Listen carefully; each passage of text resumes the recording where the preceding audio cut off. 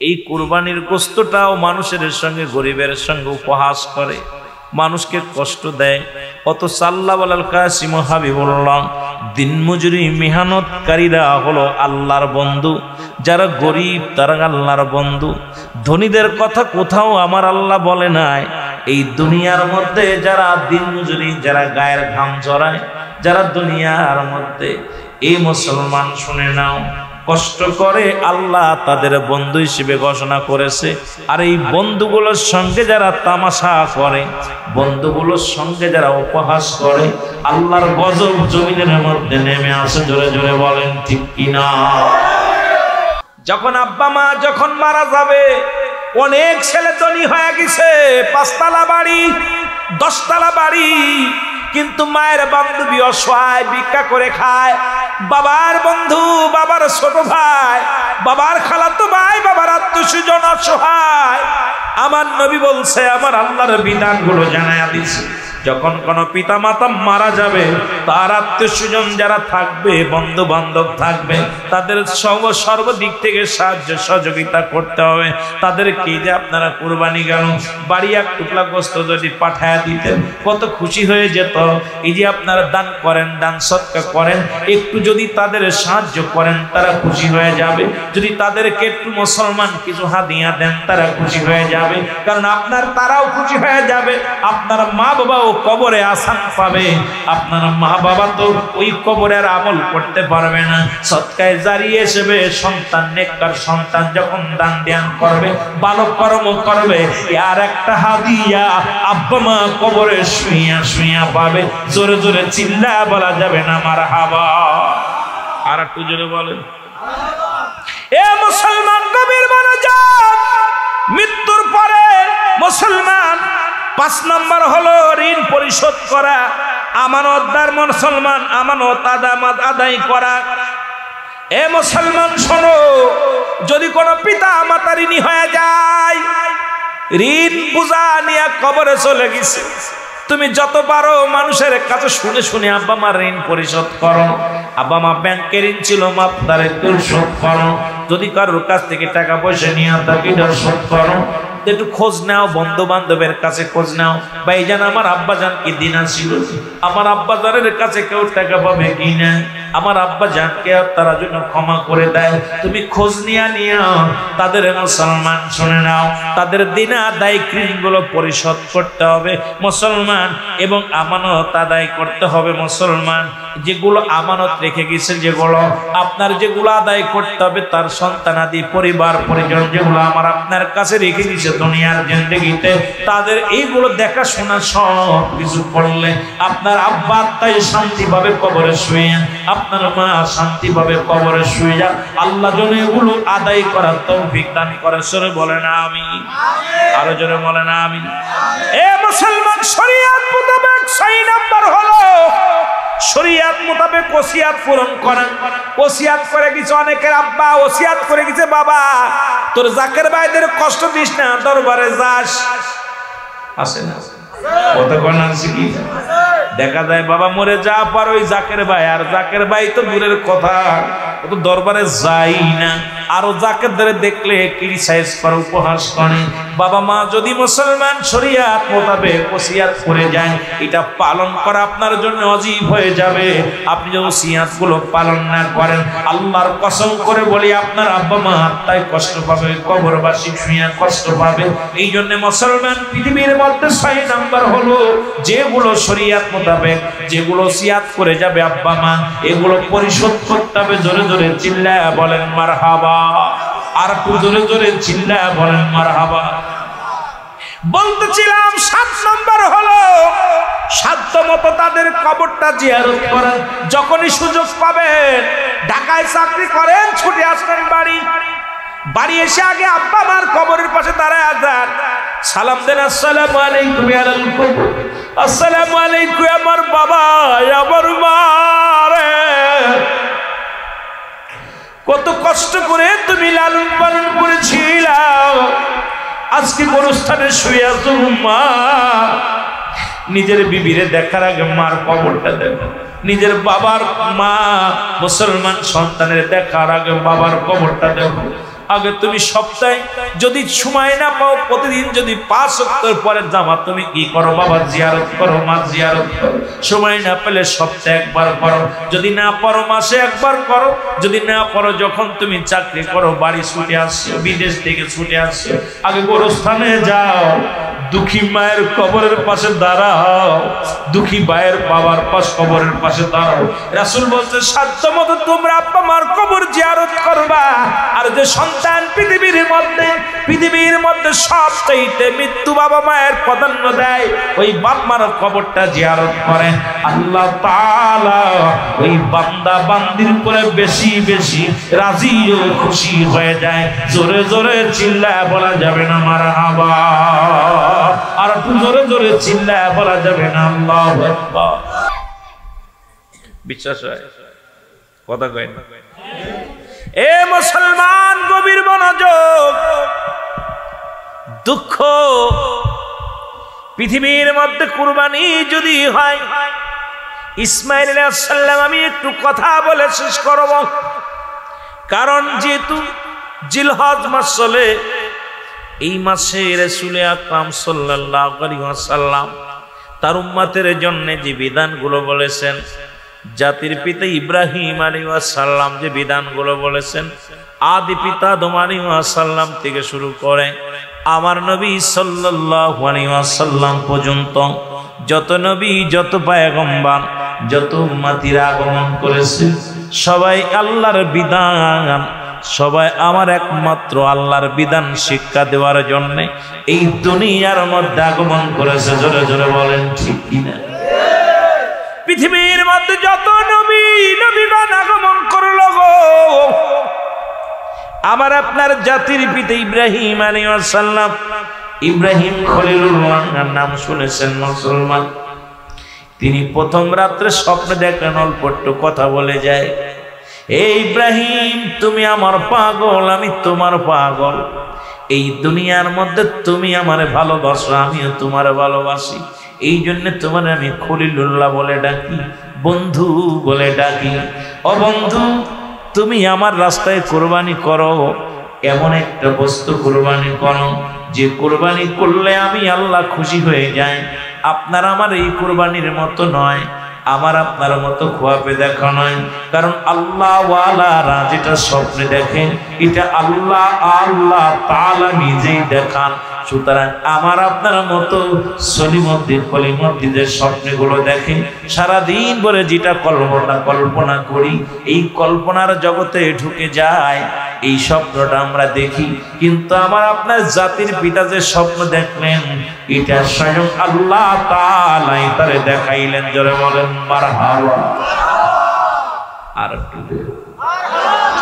ইব্রাহিম নবী ঘুম থেকে উঠে ডাকতে বলে, পরওয়ারদিগার আলম, পৃথিবীর মধ্যে তুমি যতবার আমার পরীক্ষা নিয়েছো, আমি ইব্রাহিম আল্লাহ ততবারই আপনার কাছে আমি কামিয়াব হয়েছি, একবারও আমি ফেল করি নাই।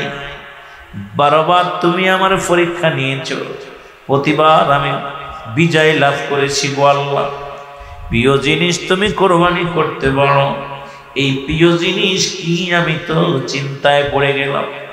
মুসলমান শুনে নেন, বিবি হাজরার সঙ্গে মুসলমান শুনে নেন, সাহেরার সঙ্গে পরামর্শ করলেন।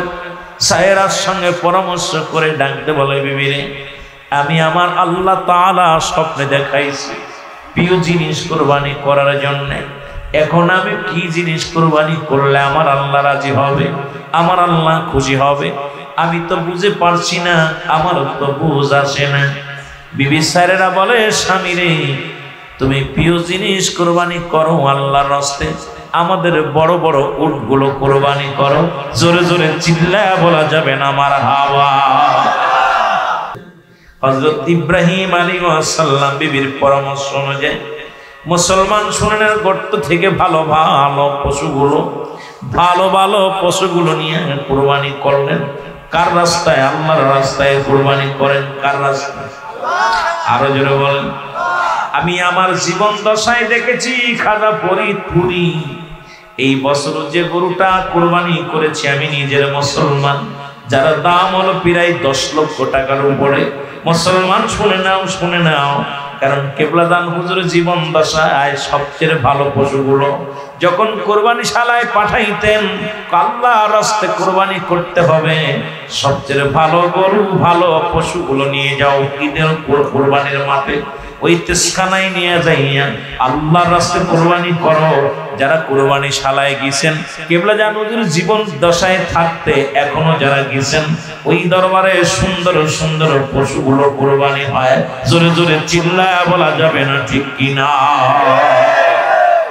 ইব্রাহিম আলাইহিস সালাম কুরবানি করছে গো, কুরবানি কবুল হয় নাই। পরের দিন আবার স্বপ্নে দেখি, ইব্রাহিম খলিলুল্লাহ, তুমি আমার প্রিয় বন্ধু, তুমি আমার রাস্তায় সুন্দর সুন্দর কুরবানি করেছো, সুন্দর উটগুলো কুরবানি করেছো, কিন্তু তোমার ওই কুরবানি আমি আল্লাহ কবুল করতে পারি নাই। তুমি তোমার প্রিয় বস্তু আমার নামে কুরবানি করো। জোরে বলেন মারহাবা। ইব্রাহিম আলাইহিস সালাম বড় চিন্তিত, আল্লাহ সবচেয়ে ভালো সুন্দর উটগুলো, এটাই তো আমার প্রিয়, খাওয়াই তারে গোসল করাই, যত্ন নিই, নিজ হাতে পালন করেছি, লালন পালন করেছি তো নিজ হাতে, এটা কুরবানি করেছি, এটা কুরবানি কবুল হয় নাই। আল্লাহ বড় চিন্তিত হয়ে গেল। সকালবেলা বিবিরে ডাক দেখায়, বিবি এরে আজকে রাত্রে আমার মাওলা আমাকে স্বপ্নে দেখাইল গো, ইব্রাহিম তুমি তোমার প্রিয় বস্তুটা কুরবানি করো আমার রাস্তায়। কার রাস্তায়? আল্লাহর রাস্তায়। আল্লাহর রাস্তায়। ইব্রাহিমের বিবি সাহারা বিবি ডাক দেখায়, স্বামীরে প্রিয় বস্তু দুম্বা থেকে কিছু ভালো পশু নেন, উট থেকে আরো ভালো পশু নেন, যত সুন্দর সুন্দর পশুগুলো আছে আল্লাহ রাস্তায় কুরবানি করে দেন। যদি আল্লাহ খুশি হয় তাহলে তো আমাদের জীবন ধন্য। যার জন্য জীবন, যার জন্য মরণ, যার জন্য সব, সেই আল্লাহ যদি খুশি হয়, আল্লাহ যদি বেজার থাকে কি আমল করব, আমার মাওলা যাতে রাজি হয়ে যায়, খুশি হয়ে যায়, আপনি কুরবানি করেন। হযরত ইব্রাহিম আলাইহিস সালাম ছুরি চালিয়ে দিলেন, সুন্দর সুন্দর পশুগুলো কুরবানি করলেন। কুরবানি শেষ হয়ে গেল, গোস্ত বিতরণ হয়ে গেল, মানুষের মধ্যে দান ধ্যান করে দেওয়া হলো। তৃতীয় রাত্রে একই স্বপ্ন দেখলেন, ইব্রাহিম আলাইহিস সালামকে ডাক দে বলে, আমার আল্লাহ, ইব্রাহিম তুমি তোমার প্রিয় বস্তু আমার রাস্তায় কুরবানি করো। জোরে বলেন মারহাবা। কষ্ট হচ্ছে আপনাদের? কুরবানি চলতেছে তো মাস, কুরবানি করেছি, প্রিয় বস্তু কুরবানি। ইব্রাহিম আলাইহিস সালাম বিবিরে বলে, বিবি আমি আমার গবেষণায়, আমি আমার চিন্তায়, আমি আমার ধারণায় এখন বুঝতে পারলাম, আমার প্রিয় বস্তু বলতে এই পৃথিবীর মধ্যে একটা জিনিসই আছে যেটা সবচাইতে প্রিয় বস্তু। সে বস্তুটা তবুও তো আমার কাছে নাই। সুবহানাল্লাহ। যে জিনিসটা সবচাইতে প্রিয় আমার, এই পৃথিবীর মধ্যে অনেক সাধনা করার পর রে বিবি, বিবি রে তোমাকে বিবাহ করার পর অনেক দিন যাবত সন্তানের মুখ কোনোদিন দেখি নাই, পরাণটা বড় আনসান কর, তুমি আমাকে বিবাহ পড়াইলা। অনেক সাধনার পরে আল্লাহ তাআলা একটা কলিজার টুকরা সন্তান আমাদের দান করলো, তবু সেই সন্তান আমার কাছে নাই। এই পৃথিবীর মধ্যে সবচাইতে মন বলে প্রিয় বস্তু আমার ইসমাঈল আলাইহিস সালাম। জোরে জোরে চিল্লায়া বলা যাবে না মারহাবা। ইব্রাহিম নবী ডাকতে বলে, বিবি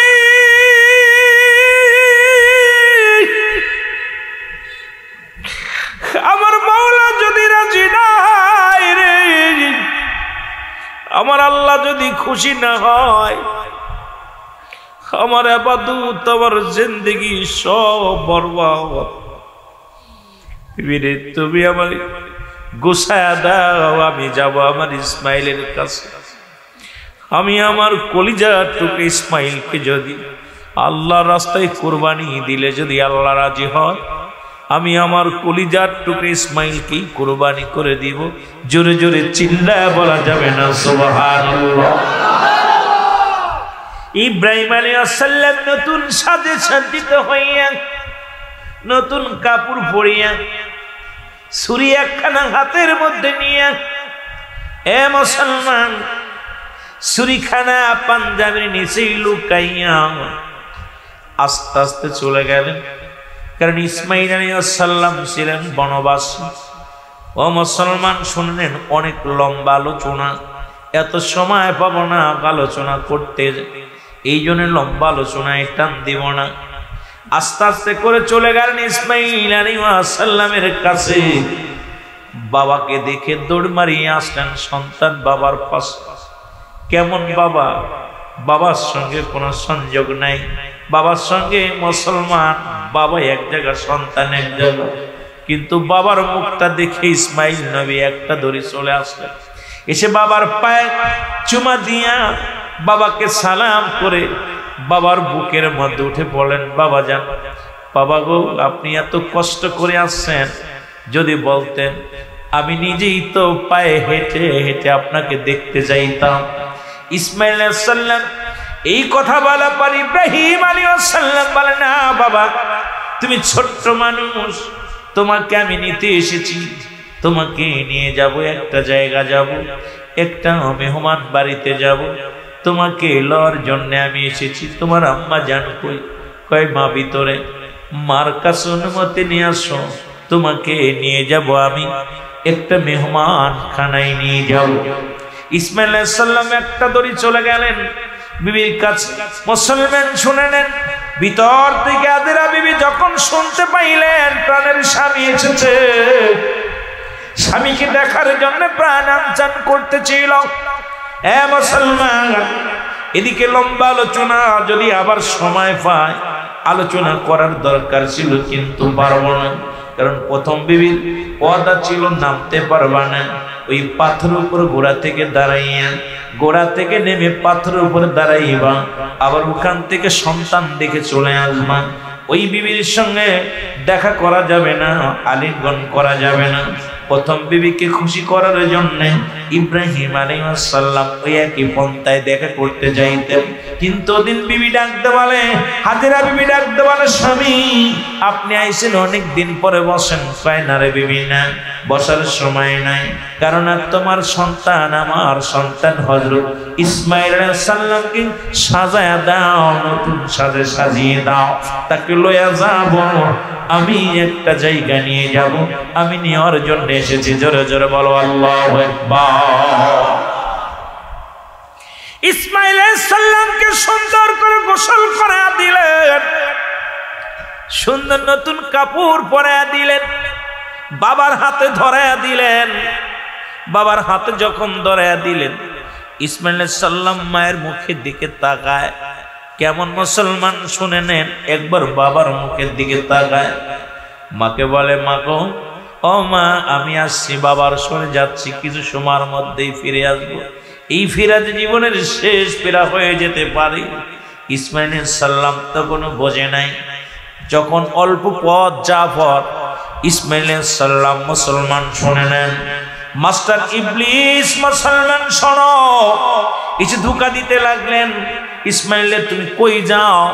ইসমাইল আলাইহিস সালাম বলে, আমি যাইতেছি বাবার সনে, বাবার সনে আমি যাইতেছি খানা খাইতে বা মেহমান বাড়িতে। কয় ঠিকই, তোমার মেহমান বাড়িতে নিয়ে যায়, এটা শেষ মেহমান বাড়ি, তোমাকে জবাই করার জন্য নিয়ে যায়। ইসমাইল নবী ছোট্ট মানুষ ডাকতে বলে, কে রে তুমি? তোমার এত চিনি না, তবে জেনে রাখো, সন্তান যদি বাবার হাতে কোরবানি হয়ে যায়, এর চেয়ে ভালো পৃথিবীর মধ্যে আর কিছু নাই। জোরে জোরে চিল্লায় বলা যাবে না মারহাবা। কেমন সন্তান, কে তুমি? ডাকতে বলে ইব্রাহিম আলাইহিস সালাম, ডাকতে বলে, বাবা ইসমাইল, আমি তোমার কাছে লুকাইব না, প্রায় মিনা প্রান্তরে চলে গেছেন যেখানে হাজী ভাইরা কুরবানি করেন। এ মুসলমান শোনো, এই মিনা প্রান্তরে যাইয়া ইসমাইল আলাইহিস সালামকে বুকের মধ্যে টান দিয়া ইব্রাহিম আলাইহিস সালাম ডাকতে বলে, বাবা আমি তোমার কাছে একটা সত্য লুকায় রাখছি। বলে কি লুকায় রাখছেন বাবা?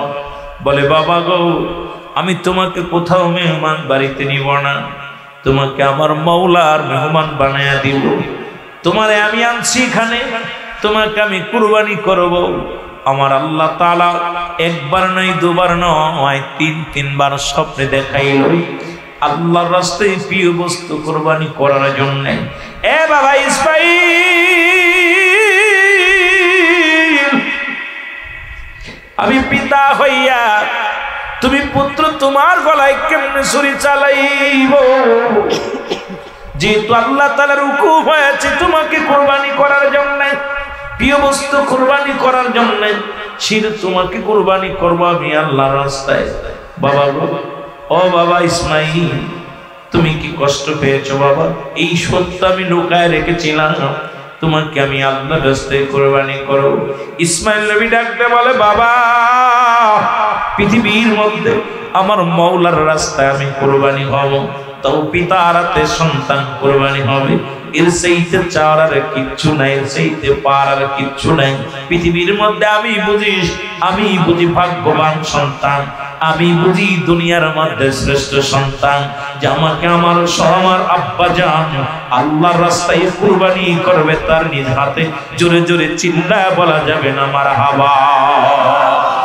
তবে বাবা আমি খুশি হইলাম, পৃথিবীর মধ্যে একটা সর্বদা আপনার কাছে ছোট্ট একটা দাবি গো,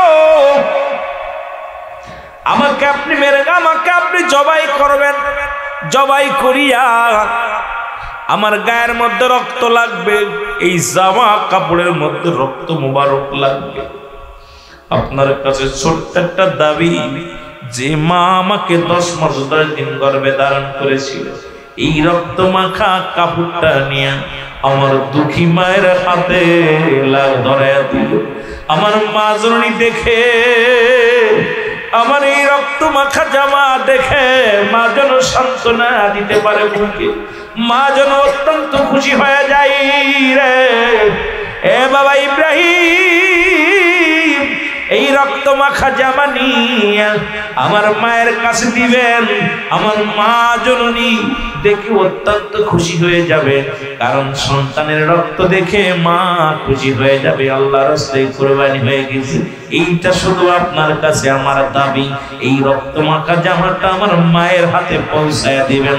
জোরে জোরে চিল্লায় বলা যাবে না সুবহানাল্লাহ।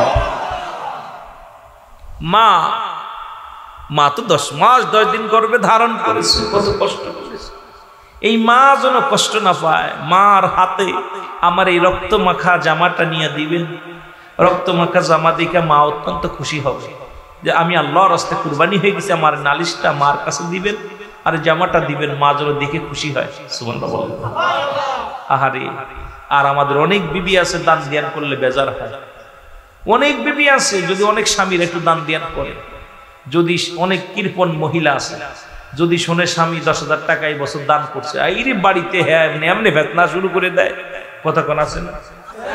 আবার অনেক মা বোন আছে, দরবার শরীফ একটু মুষ্টি চাল মাল দেয়, একটু বেশি খেদমত দেয়, অনেক জাকের বাইরে এটা দেখতেও পারে না। তুই তো মাতবাড়ি করিস কেন? জোরে বলেন আছে না? অনেক ধরনের অনেক প্রকার মানুষ আছে। আমার মুসলমান বাবারা, আমার গভীর মনোযোগ। ইসমাইল নবী খুশি হয়ে গেলেন, ইব্রাহিমও খুশি। ইব্রাহিম কয় তাহলে বাবা এখানেই জবাইয়ের কাজ শেষ করে দেওয়ার আটার দরকার নাই। ইসমাইল নবী কয় বাবা আমি প্রস্তুতি, জোরে বলা যাবে না সুবহানাল্লাহ, আমি প্রস্তুত। ইসমাইল আলাইহিস সালাম মিনা প্রান্তে শুয়ে গেলেন, জোরে জোরে বলা যাবে না মারহাবা। নিজের ইচ্ছায় শুয়ে গেলেন, ধরা লাগলো না, বাধা লাগলো না। ইসমাইল আলাইহিস সালাম যখন শুয়ে পড়লেন, শোয়া পড়ার পর ইব্রাহিম আলাইহিস সালাম চোখের পানিগুলো দর দর করে ছেড়ে দিছে। আল্লাহ, সন্তান যদি কুরবানি হয়ে যায় আর তুমি যদি রাজি হয়ে যাও, তাহলে তো আমি ধন্য। আর যদি রাজি না হও, আল্লাহ এর চাইতে প্রিয় বস্তু তো আমার কাছে আর কিছু নাই। আমার কাছে সবচাইতে প্রিয় বস্তু যেটা, সেটা এই জমিনের মধ্যে শুয়ে গেছে। কুরবানি করার জন্য আমি প্রস্তুতি হয়ে গেছি। জোরে জোরে চিল্লায় বলা যাবে না মারহাবা। ইব্রাহিম আলাইহিস সালামের চোখে পানি দেখে ইসমাঈল আলাইহিস সালাম ডাকতে বলে, বাবা গো, বুঝতে পেরেছি বাবা হয়ে সন্তানের গলায় ছুরি চালাইতে কষ্ট হবে। বাবা গো, আমি একটু নড়াচড়া দিব না, একটু বাধা দিব না, তবু বলা যায় না, হয়তো আমি ভয়ে কাঁপতে পারি, আমার হাত দুটো বেঁধে নাও। ইসমাঈল আলাইহিস সালামের হাত দুটি বাঁধা হলো। বলে, বাবা গো, আমার চোখ দুটি বেঁধে নাও, পা দুটি বেঁধে নাও। আমার চোখটা বেঁধে নিবে এই কারণে, আমার চোখের সঙ্গে তোমার চোখ যখন মিলে যাবে, যখন আমার চেহারা মুবারক তুমি দেখবে বাবা গো, আর তোমার চেহারা আমি দেখবো, সঙ্গে সঙ্গে একটা মায়ার বাঁধনে পড়ে যাব। হয়তো বাবা আমাকে জবাই করা বাদ দিবে, হয়তো আমাকে দেখে তোমার মায়া লেগে যাবে, ছুরি চালাইতে পারবা না। তুমি একটা কাজ করো বাবা, আমার চোখ দুটো বেঁধে নাও। ইব্রাহিম আলাইহিস সালাম প্রথমে পা বাঁধলেন, পা বেঁধে ছুরি চালাইলেন, কাটলেন না। এরপরে হাত বেঁধে ছুরি চালাইলেন, পশম কাটলেন না। এবার কয়, বাবা হয়তো আমার মায়ায় পড়ে গেছেন, এই জন্য ছুরিতে কাটছে না, আপনার চোখ দুটি বেঁধে নেন। ইব্রাহিম আলাইহিস সালাম তার নিজের চোখ দুটি বেঁধে নিলেন, ইসমাঈল আলাইহিস সালাম তার চোখ দুটি বেঁধে দিলেন। এবার বাবা পুত্র সন্তান কুরবানি শুরু হয়ে গেল। ইব্রাহিম আলাইহিস সালাম বিসমিল্লাহু আকবার বলে ছুরি চালায় দিয়েছে। রক্ত এসে ছুটে এসে হযরত ইব্রাহিম আলাইহিস সালামের গায়ে লেগে গেছে। ইব্রাহিম আলাইহিস সালাম আল্লাহু আকবার বলে, আলহামদুলিল্লাহ বলে মুসলমান জোরে একটা আওয়াজ দিছে, আল্লাহু আকবার। জোরে জোরে চিল্লায় বলা যাবে না আল্লাহু আকবার। আরে ইব্রাহিম আলাইহিস সালাম চক্ষু দুইটা খুলে দেখা রে, চক্ষু খুইলা দেখা রে, জমিনের মধ্যে সন্তান নাই, দুম্বা কুরবানি হয়ে গেছে। আর দুম্বা কুরবানি হয়ে গেছে। চারিদিকে তাকাইতে লাগলেন, দেখে পিছনে দাঁড়ায় আছে কলিজার টুকরা ইসমাঈল আলাইহিস সালাম, বাবার পাশে দাঁড়িয়ে আছে। জোরে জোরে চিল্লায় বলা যাবে না মারহাবা। আমার আল্লাহ পাকের ডাক দিয়ে বলে, ইব্রাহিম, ও ইব্রাহিম, আর সন্তানের চোখ বাঁধা লাগবে না, হাত বাঁধা লাগবে না, পা বাঁধা লাগবে না, আর শরীর নিচে নেওয়া লাগবে না। তোমার কুরবানি আমি আল্লাহ কবুল করে নিছি। জোরে জোরে চিল্লায় বলা যাবে না সুবহানাল্লাহ। আর একটু জোরে জোরে বলা যাবে না আল্লাহু আকবার। আর একটু জোরে জোরে বলা যাবে না আলহামদুলিল্লাহ। মদিনায় দেখিতে পারলাম না রে আমি, যাইতে পারলাম না মদিনা, যাইতে পারলাম না রে আমি, দেখতে পারলাম না মদিনা, যাইতে পারলাম। একটু জোরে বলেন না রে আমি, যাইতে পারলাম না। কোথায় আছেন গো মায়ার নবী, আপনার প্রেমে আমরা কান্দি। কোথায় আছেন গো মায়ার নবী, আপনার প্রেমে আমরা কান্দি।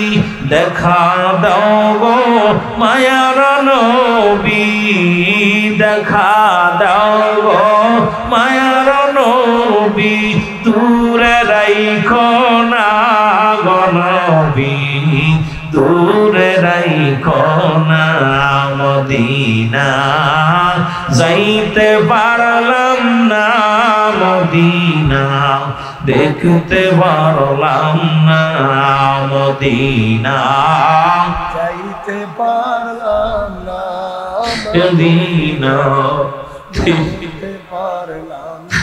আর জোরে বলেন মদিনা দেখতে পারলাম না, মদিনা যাইতে পারলাম না।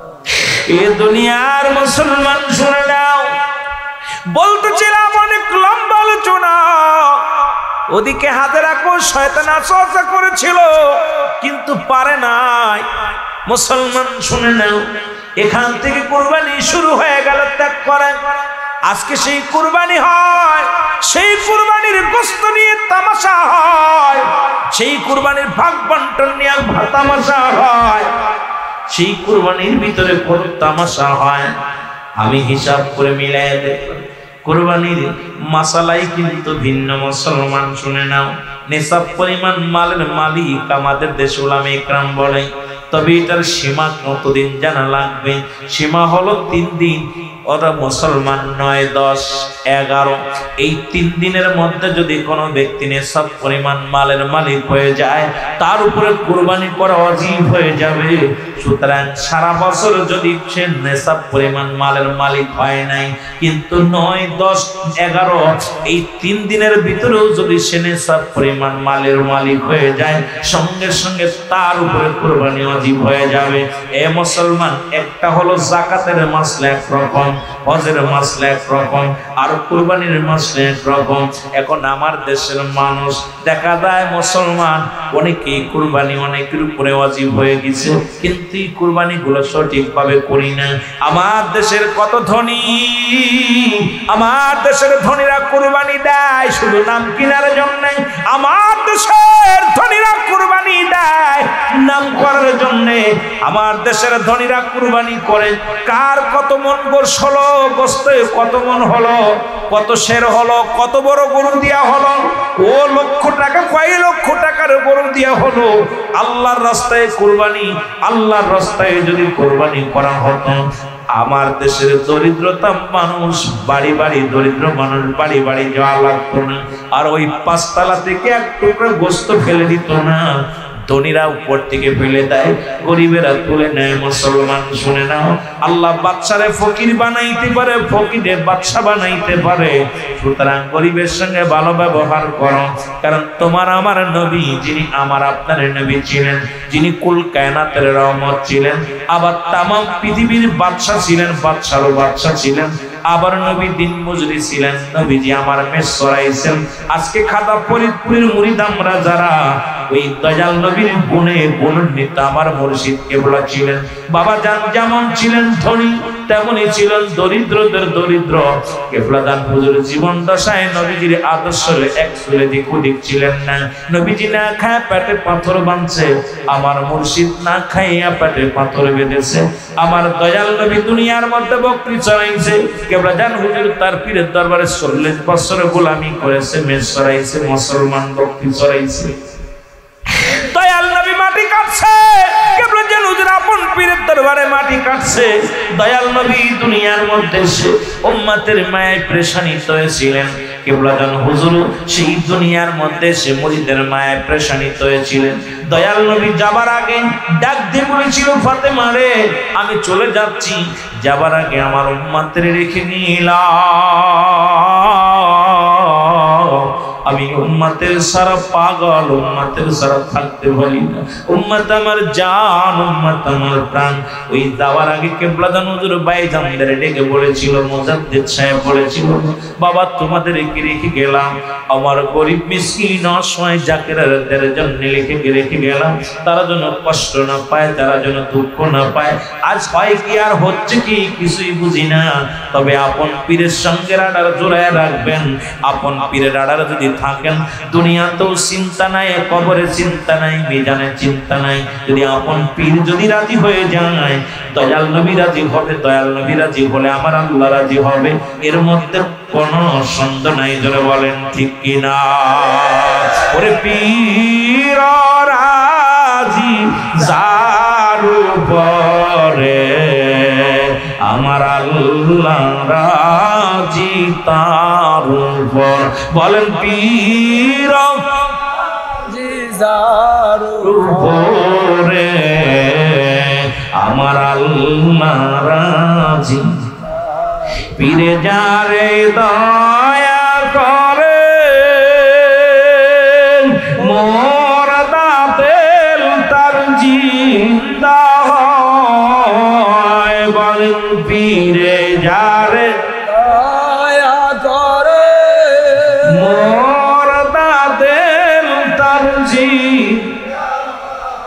আরে ও কোলো দরিয়ার মাঝে ডোবা নৌকা ভেসে যায়। বলে না কোলো দরিয়ার মাঝে ডোবা নৌকা ভেসে যায়। পীর যে আমূল্য রতন সম্বলীর দাকের বাইব। বলেন পীর যে অমূল্য রতন সম্বলীর দাকের বাইব।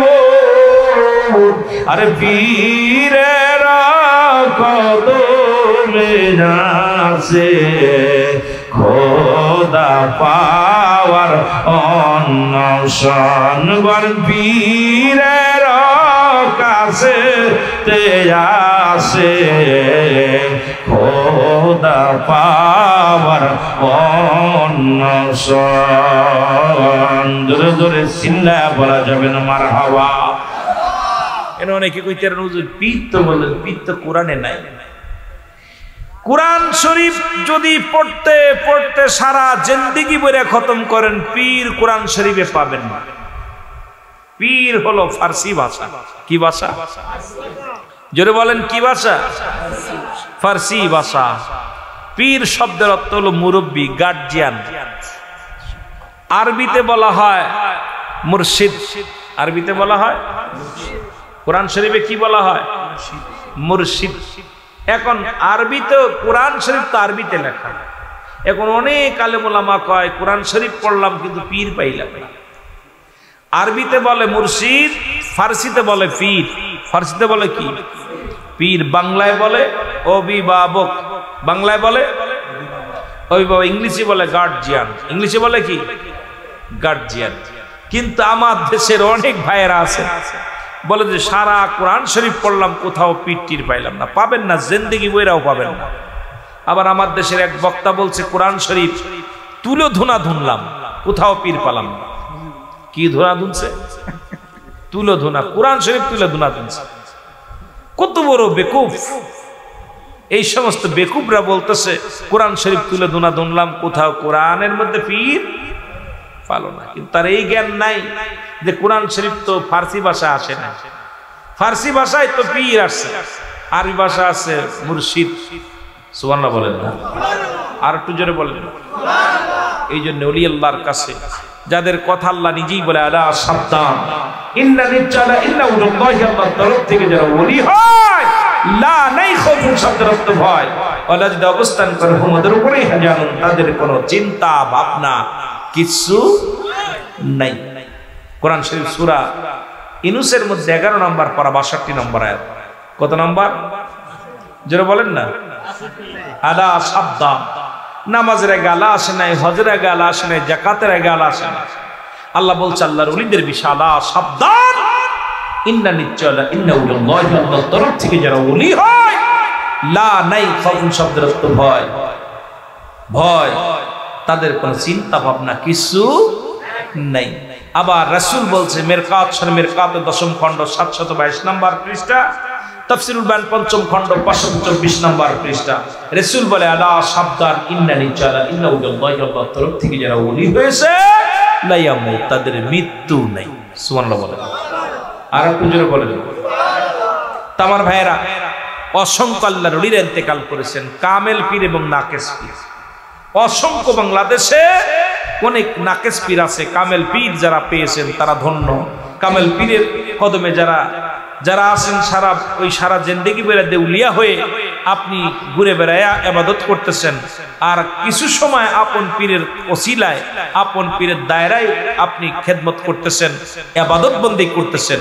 ওই 12 বছর বা 40 বছর দৌড়াইয়া ইবাদত করে যে ফায়দা অর্জন না করতে পেরেছেন, কিছু সময় আপনি আপন পীর এই পৃথিবীর মধ্যে কামেল পীরের কদমে যদি আপনি নেসার হইয়া আল্লাহ আল্লাহ রাসূলের গোলামি করতে পারেন, ওই 12 আপনি 40 বছর সাধনা করে যে ফায়দা লুটেছেন তার চাইতে বেশি ফায়দা কিছু সময়ের মধ্যে হাসিল করতে পারবেন। জোরে বলা যাবে না সুবহানাল্লাহ? আর একটু জোরে বলেন না সুবহানাল্লাহ? একটু মহব্বতের সঙ্গে দুরূদ শরীফ পড়েন। আল্লাহুম্মা চা দেন।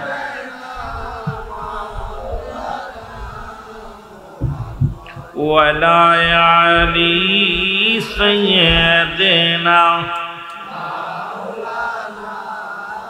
محمد اللهم صل على سيدنا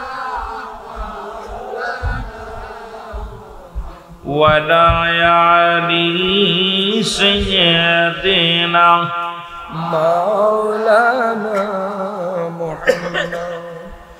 محبت بن اللهم صل على سيدنا مولانا محمد ولا علي سيدنا مولانا محمد وعاشقين عارفين বলে আমরা কেমনে যাব মদিনায়,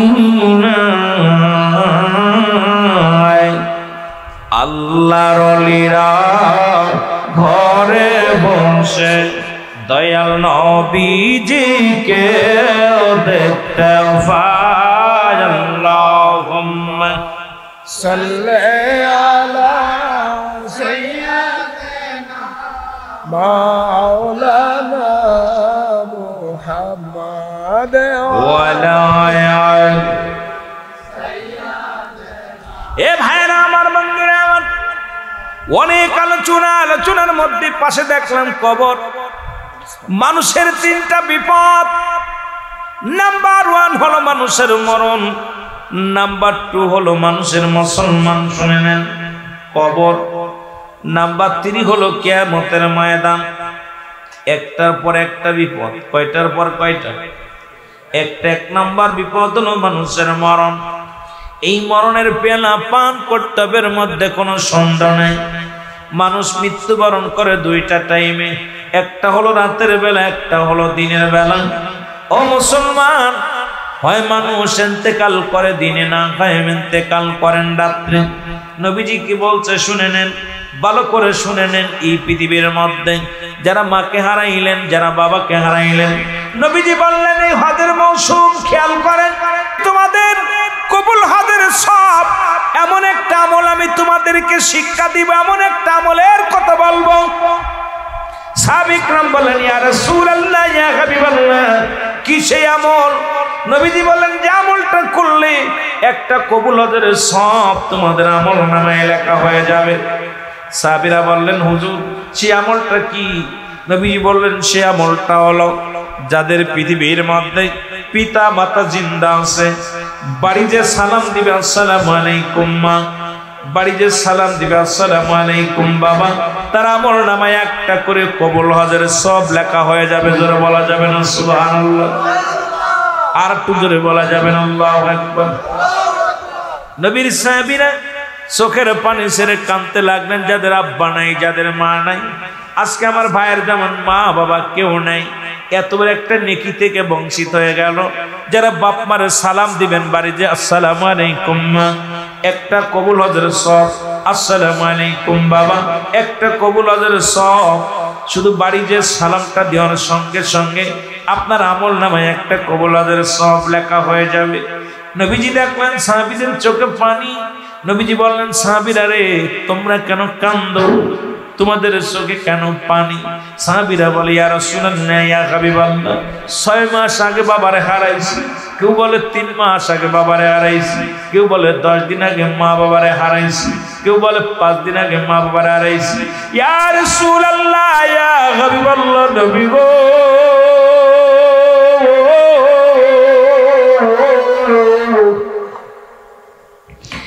এই আমলটা যদি আরো 5টা দিন বা 10টা দিন আগে শুনতাম, আমরা এত বড় বড় নিয়ামত থেকে আমরা বঞ্চিত হইতাম। আজকে মা নাই, আজকে বাবা নাই, আজকে মারে হারাইলাম, বাবারে হারাইলাম। ইয়া রাসূলুল্লাহ ইয়া রাব্বাল, আমার নবী ডাক দিয়ে বলে, সাহাবীরা তোমরা কি আমার মতে এতিম? আমি নবীর মা নাই, আমি নবীর বাবা নাই, এই পৃথিবীর মধ্যে আমার মতে এতিম কি তোমরা? মুসলমান শোনো, আমি এমন এতিম, যখন 6 মাস আমি আমার মায়ের গর্ভে, তখন আমি আমার বাবারে হারায় ফেলেছি। যখন 6 বছর বয়স, তখন আমার মাকে হারাইছি। যখন 6 বছর 6 মাস দাদা আব্দুল মুত্তালিব আমি হারাইছি। পৃথিবীর মধ্যে আমার মতো এতিম কেউ ছিল না, তোমরা তো আমার মতো এতিম কেউ নাই। আমার আল্লাহ রাগ দিয়ে কয়, হাবিব রে, তোমার সাহাবীদের চোখে পানি, তোমার চোখে পানি রে হাবিব, পানি মুছে ফেলো। যাদের আব্বা নাই মা নাই, তাদের জন্য আমি দোয়া শিখিয়ে দিলাম। আমার সামনে পড়েন, রব্বির হামহুমা কামা রব্বায়ানি সগীরা। জোরে জোরে বলেন, রব্বির হামহুমা কামা রব্বায়ানি সগীরা। জোরে জোরে চিল্লায় বলেন সুবহানাল্লাহ। এ মুসলমান, গভীর মনোযোগ। আমার আল্লাহ তাআলা ডাকতে বলে, হাবিব,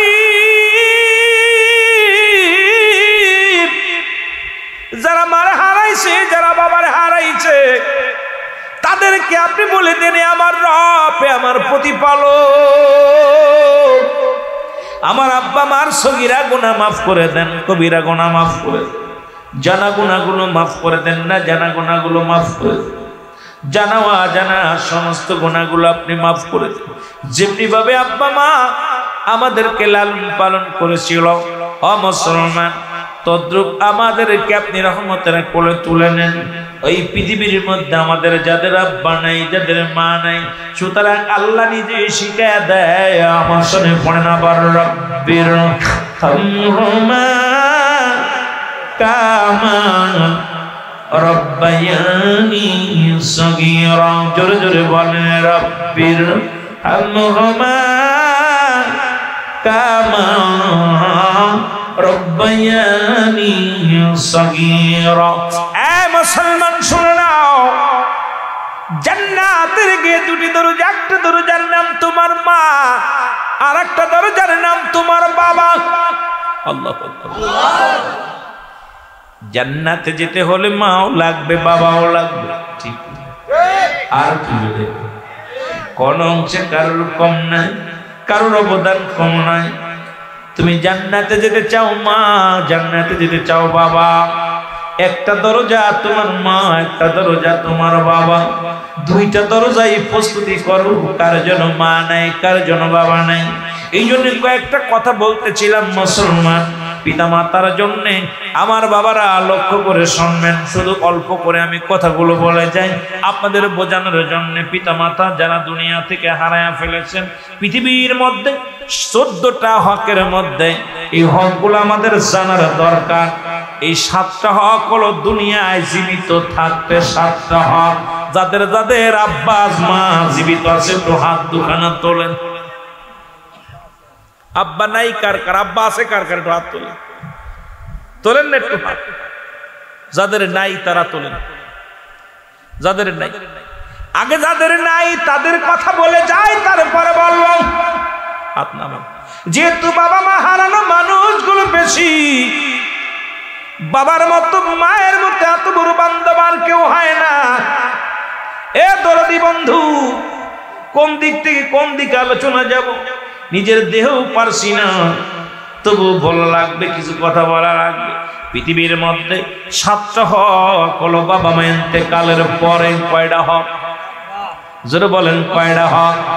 জোরে বলেন না। 7টা হক হলো ইন্তেকালের পরে। এগুলো পালন করতে পারছেন কি পারছেন না? আমি আপনাদেরকে বলে যাই, সংক্ষিপ্ত আকারে বলে যাই। নাম্বার 1 হলো তাদের জন্য, 1 নম্বরে হলো তাদের জন্য মুসলমান, এই পিতা মাতার প্রতি মুসলমান শুনে নেন, যারা আব্বা মারে হারায় ফেলেছেন লিখে নিন, তাদের মাগফিরাতের জন্য দোয়া করা। সুবহানাল্লাহ বলেন। এখন আমার দেশের অনেক মৌলবী কয় দোয়া করা জায়েজ নাই। এরে একখান দলিল দেখায় দাও। ওরে মুফতি শফিক আহমেদের লেখা দেওবন্দ মাদ্রাসার আলেম যারা আছেন, কওমি মাদ্রাসার বাজানেরা যারা আছেন, দেওবন্দ মাদ্রাসার ছাত্র ভাইয়েরা যারা আছেন, মুফতি শফিক আহমেদের লেখা ফতোয়া দেওবন্দের মধ্যে দ্বিতীয় মুসলমান শুনেন, দ্বিতীয় খণ্ড 33 নম্বর পৃষ্ঠার মধ্যে মুসলমান আল্লামা মুফতি শফিক আহমেদ লেখলেন, ফতোয়া দেওবন্দের মধ্যে দ্বিতীয় খণ্ড 33 নম্বর পৃষ্ঠার মধ্যে বয়ান করছেন, 5 ওয়াক্ত নামাজ পড়ে দোয়া করে সর্বহালাতে আল্লাহর দরবারে দুটি হাত উঠায় দোয়া করা উত্তম সুন্নাত, উত্তম মুস্তাহাব। জোরে জোরে চিল্লায় বলা যাবে না মারহাবা। এটা আমাদের কিতাব নয়, আপনাদের কিতাব। এখন মৃত্যুর পরে দোয়া করা যাবে না। অসংখ্য দলিল আছে দোয়ার বিষয়ে। মুসলমান যদি জানার দরকার থাকে, কোনো মুফতি সাহেব থাকেন গো, বসেন, আমরা বলে যাই বাবা কত জায়গা দোয়া করা যাবে না। বুখারী শরীফ, তিরমিজি শরীফ, কয় কোন কিতাবের মধ্যে দোয়ার বিষয় নাই। আসলে আপনার কপাল পুরা, এই জন্য আপনি দেখেন নাই। এই জন্য মুসলমান দোয়া করা থেকে বঞ্চিত হয়ে গেছেন আজকে। 1 নম্বরে পিতা মাতার জন্য মাগফিরাত কামনা করা, দোয়া করা। 1 নম্বরে মাগফিরাতের জন্য আল্লাহ তাদের জন্য মাফ করে দেয়, তাদের জন্য যেন তাদের ক্ষমা করে দেয়, তাদেরকে আল্লাহ যেন ক্ষমা করে দেয়, তাদের ভুল ত্রুটি যেন মাফ করে দেয়। এই জন্য তাদের জন্য দোয়া করা। জোরে জোরে চিল্লায় বলেন মারহাবা। তাহলে আমরা যারা আমাদের ইন্তেকালের পরে দোয়া করি, আমরাই সঠিক পথে আছি, পিতামাতার হক আদায় করতে পারি। কথা কয় না, কথা কয় না। 2 নম্বর হলো মুসলমান গভীর মনোযোগ। 2 নম্বর হলো তার মুসলমান গভীর মনোযোগ। 2 নম্বর হলো মুসলমান তাদের জন্য সব পৌঁছানো। কি পৌঁছানো? সব পৌঁছানো। যেগুলো আজকে যখন সালাম দিব আসসালামু আলাইকুম আব্বাজান, আসসালামু আলাইকুম মাজান, আজকে যেন কোনো কিছু করে তাদের জন্য সব পেছানো হয়। তাহলে 1 নাম্বার তাদের জন্য মাগফিরাত কামনাতে দোয়া করা হবে। আল্লাহ তাদের মাফ করে দাও, সগীরা গুনাহ কবিরা গুনাহগুলো মাফ করে দাও। আল্লাহ দুনিয়ার জিন্দেগিতে কতই না আমাদের মুখে হার দিতে যাইয়া কত কষ্ট করেছিল, যদি ভুল করে থাকে আল্লাহ তাদের ক্ষমা করে দাও। 2 নাম্বার তাদের সব পৌঁছানো। জোরে জোরে বলেন মারহাবা। 3 নাম্বার হলো তাদের মুসলমান শুনে নাও, তাদের সাথী সঙ্গীর আত্মীয় স্বজনদের সঙ্গে তাদের সম্মান করা।